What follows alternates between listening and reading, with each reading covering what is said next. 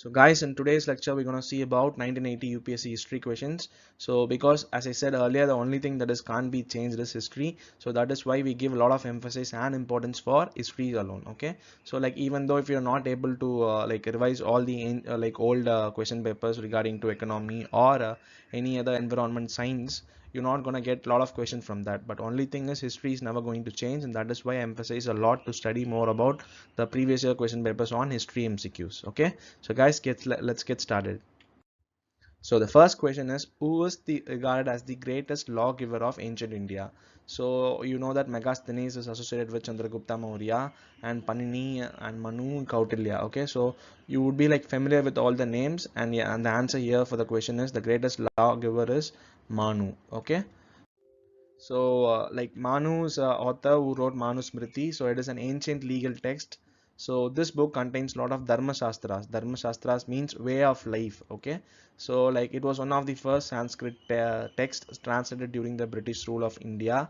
That is in 1917-94 by Sir William Jones, and this is used to formulate various Hindu law by the colonial government. So that is why it is called as lawgiver of ancient India. Second question is, at which place Gautama Buddha delivered his first sermon? So definitely you're gonna get something about on Jainism, Buddhism. So guys, please be thorough with all the facts and places that is associated with Buddhism and Jainism. So the answer here is Sarnath. Okay. So like these are the other places that is associated with Buddha. That is Bodh Gaya, Bihar. So this was a site he got enlightenment.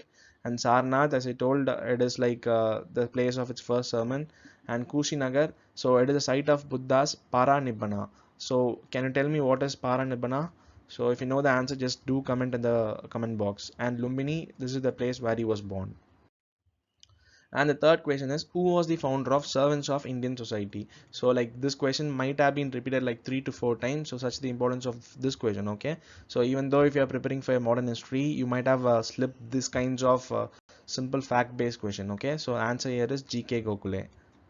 So there's something about Servants of Indian Society. So it was formed in the year 1905 by Gopal Krishna Gokhale. So he left the Deccan Education Society to form this association.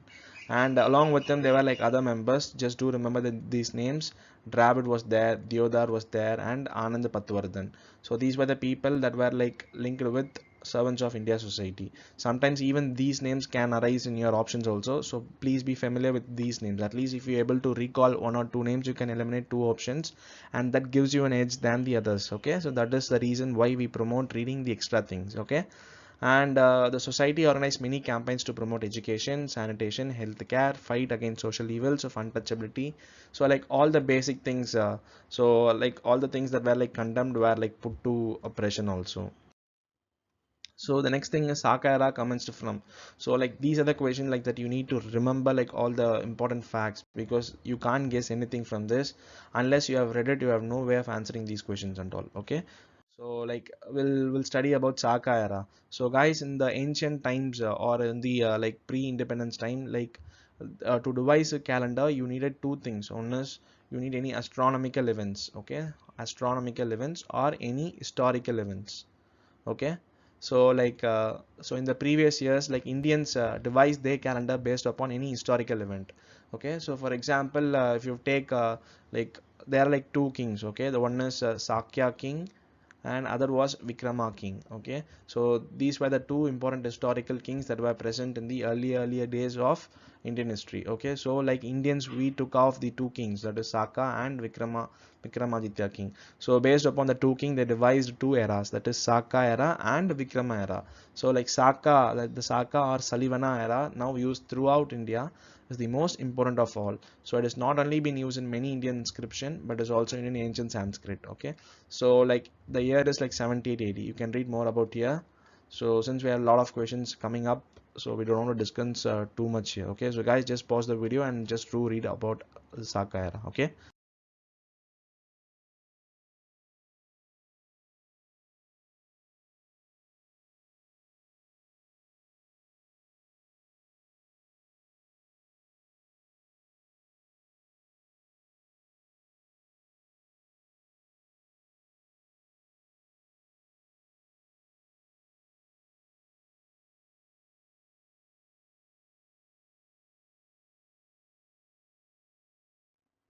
And who introduced the civil services in India? This is most important question, and it was Lord Cornwallis. So he is also called as father of Indian civil services. And also, like, one Indian is also claimed as like father of Indian civil services, that is called as the like Sardar Vallabhbhai Patel. And who was a famous Deccan Hindu king whose fleet crossed the Bay of Bengal with an army and conquered a number of states in Sumatra, Java, and Malaysia. So like Rajaraja I was the king who had like huge fleets of ship. So sometime the Bay of Bengal itself is called as Chola Lake because he conquered everything in the Bay of Bengal. Okay, so Bay of Bengal is called as Chola Lake. It's an additional like fact. And why did India industrialize only gradually in the time of Britishers? Whether capitalists helped to set up new industries? No, there were no events like this. And many technicians came from different parts of the world to set up new industries. Nobody came here to India. Like, we only developed on our own feet. Okay, and the Britishers says and handicapped Indian cottage industry. This is true. And people are fond of new machine made goods. No, they were like relying upon their ancient traditional handicrafts. And which of the following was the most important characteristics of Kanishka rule? So expansion of Buddhism outside India? No. Like, can you tell me where is Kanishka's rule mainly was like where the rule actually took place? Was it re-emergence of Hinduism, or a fourth Buddhist council at Srinagar, or the Gandhara school of art? So answer here is Gandhara school of art. So Gandhara school of art is mainly present in and around the, so do mention the place where it is being practiced. Okay, so the answer here is Gandhara School of Art is the answers. Like 11th question is Gandhiji opposed the untouchability and he wanted the Harijans to revolt against it. The Harijans are the like they are the lowermost people, and the people of India to give treatment of equality to the untouchables. Untouchability to be declared as a crime under law. A social revolution to create a society based on equality. So like he opposed the untouchability because he wanted the people of India to give treatment of equality to untouchables. So this is what Gandhiji has wanted. And the next question is, which of the following is not a tenet of Gandhian socialism? So guys, these are like very very boring questions, and unless like you have like so much knowledge in your history, you can't answer this question. Sometimes you'll be messing up with these kinds of options because they are like closely interrelated. Okay, so okay, I'll leave this question to you. Okay, kindly answer this question. I'll tell how far your preparation is going on. The next question is Neolithic period of age is not characterized by was it agriculture, use of copper, domestication of animals, fishing? So like Neolithic period, it has agriculture and animal domestication and fishing. The only thing it doesn't had is use of copper. But in the previous year, as I said, copper is the first metal to be used. Okay, so the answer here is use of copper was not characteristic feature of Neolithic period. So, which one of the following was the cause of disintegration of Mughal Empire? War of succession among the sons of Aurangzeb. Yes, it was happened there. And attacks of Nadir Shah and Ahmad Shah Abdali, and revolts of various community like Jat, Sikhs, Rajputs, etc. And final option is all the above. So the answer here is all the above. So all the factors related to the disintegration of Mughal Empire.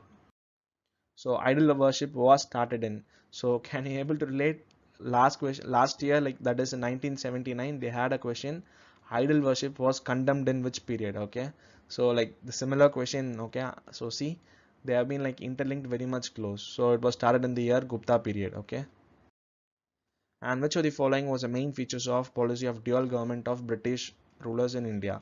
So the policy of dual government is, so they like dual government is nothing but where the English collected the revenue with the help of Indian officials, and they become virtually the head of civil and military administration. So basically they covered all the aspects of a town or a country. Okay, that is, they held both the civil as well as military administration. So the next question is the basic education advocated by Gandhiji in Varda Congress is related to compulsory elementary education or socialist relevance of education to society, demand of separate institution for minorities, compulsory military training for every citizen. So can you see here, even though if you read your history properly, there are like some questions will like stupid silly questions which will hinder your marks. So one such question is here. So like the basic education advocated by Gandhiji was socialistic relevance of education to society. Okay, so this is like not even a fact, and even if you're taking good notes, you might not have it taken these kinds of notes. So that is why, that is how the stupid UPSC has been framing questions. And the next question is, which important event immediately preceded Jallianwala Bagh massacre? So 1919 Jallianwala Bagh massacre. The act was like Rowlatt Act enactment. So this was like happened in the same year. Non-cooperation movement was suspended in 1921 because violence broke out at Chauri Chaura. So some people like they burnt the police station at Chauri Chaura, and because of that, Gandhiji called out the non-cooperation movement and he suspended it in 1921. So the final question is, Sultanates of Delhi have taken much of the following in their buildings from ancient architecture. So like Mehrab, Gumbaz, arched opening, decoration figures. So all these features were included in the buildings of ancient architectures, especially arched openings were the one where the Sultanates of Delhi have taken. Okay, so this is the answer. So guys, that puts into today's topic, that is the part 1 of 1980 questions. So can you able to see how many questions have been coming from history alone? So like a lot of questions are like seems to be silly, but when these questions appears in exams, you might end up with the wrong answers. So guys, please be focused upon all the questions. Like it will take like 10 minutes to finish a year. So keep like liking our channel, do subscribe to our channel if you haven't too. I'll see you in the next part soon. Bye bye.